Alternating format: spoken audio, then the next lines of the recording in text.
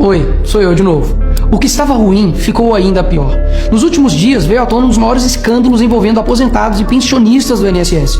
O rombo, segundo levantamentos, ultrapassa a casa de 6 bilhões de reais. 4 milhões de idosos roubados, e a maioria das vítimas do Norte e Nordeste. Mas isso todo mundo já sabe. O que eles não te contaram é que o escândalo atual era de 6 bilhões.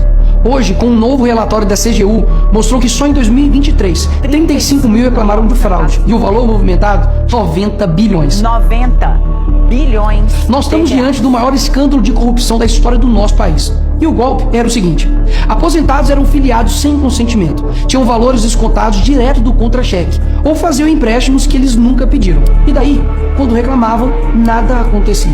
Estamos falando do desvio de valores bilionários de pessoas doentes e idosas. Dinheiro que deveria estar no bolso de quem trabalhou a vida inteira e hoje depende da aposentadoria para viver.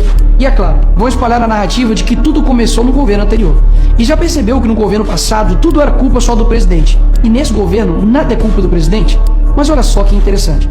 As investigações mostraram que os descontos irregulares já vinham sendo praticados há anos, o que levou o governo Bolsonaro, em 2019, a apresentar a medida provisória 871, justamente para combater esse tipo de fraude em descontos. Ele obrigava os sindicatos e associações a comprovarem, a cada 2 anos, que o aposentado realmente estava autorizando aquele desconto. Adivinha quem ficou contra? Acertou, a esquerda. Como não bastasse, em 2022, com votos da esquerda, eles derrubaram essa lei.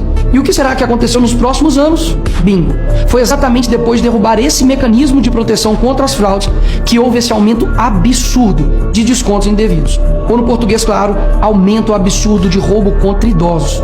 Desenhando porque eu sei que tem gente que só entende assim. 2019, Bolsonaro faz lei para proteger esses idosos de fraudes. 2022, esquerda derruba essa lei no Congresso. 2023 e 2024, explosão de fraudes. E ainda tem gente surpresa com isso. Não foi o Alckmin que disse: o ladrão quer voltar à cena do crime. E de fato voltou.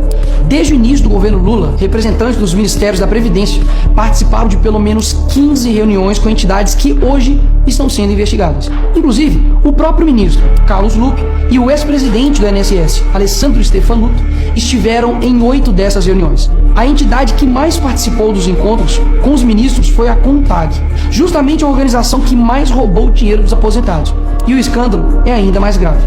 O relatório de auditoria da CGU revelou que, em muitos casos, as autorizações para descontos foram feitas em nome de pessoas que sequer tinham condições de manifestar a sua vontade. Foram encontradas situações absurdas. Pessoas com deficiência grave, impossibilitadas de assinar qualquer documento, indígenas que vivem em aldeias remotas e não sabem ler ou escrever, e até aposentados que nem moram no Brasil.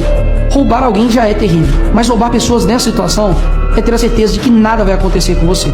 Não é à toa que o relatório do próprio INSS mostra que o governo tinha ciência e sabia como barrar os descontos desde 2023. O Tribunal de Contas da União também sabia da denúncia desde 2023. Desde essa época, poderia ter ajudado as pessoas que foram vítimas, mas o julgamento ficou parado por mais de 1 ano, por um ministro do TCU indicado por Lula. E o sindicato investigado era do irmão do Lula. E o filho do Lewandowski, ministro do Lula, advoga para outra entidade acusada de fraude do INSS. É o país das coincidências. Ou seja, reuniram com entidades investigadas, foram avisados, confessaram que sabia e ignoraram. Fingiram que não viram. Agora, com a pressão do escândalo, o governo Lula trocou o ministro e só. Nenhuma consequência para ele. Engraçado, né? Se o pobre erra o CEP no cadastro, é fraude. Mas se o sistema desvia bilhões, é só trocar o responsável. O mesmo responsável que em 2011 também foi trocado pela Dilma por corrupção no seu ministério. Isso mesmo. Lula escolheu Carlos Lupe, um cara com histórico de corrupção, para cuidar do dinheiro de idosos e doentes. E depois de 14 anos ele volta e cai de novo, da mesma forma. Tudo isso está acontecendo e sabe qual é a solução do governo? O INSS usará o dinheiro do povo e devolverá o dinheiro aos aposentados e pensionistas.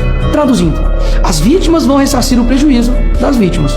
E os criminosos, Nicolas, seguirão livres, sem punições. Que bela democracia. Eles roubam e quando a gente descobre, eles mandam a conta pro povo brasileiro pagar.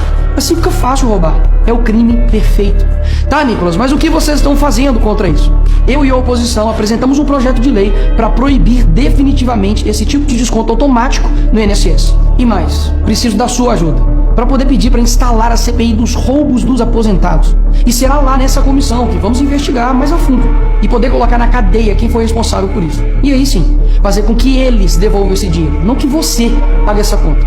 Vá até a rede social do Hugo Mota e Davi Alcolumbre e peça para que essa comissão seja instalada. E por fim, vá urgente ao seu banco ou veja o extrato na sua conta pelo celular e veja se há algum desconto indevido. Só assim, você saberá que está sendo roubado ou não e peça o cancelamento imediato desse roubo.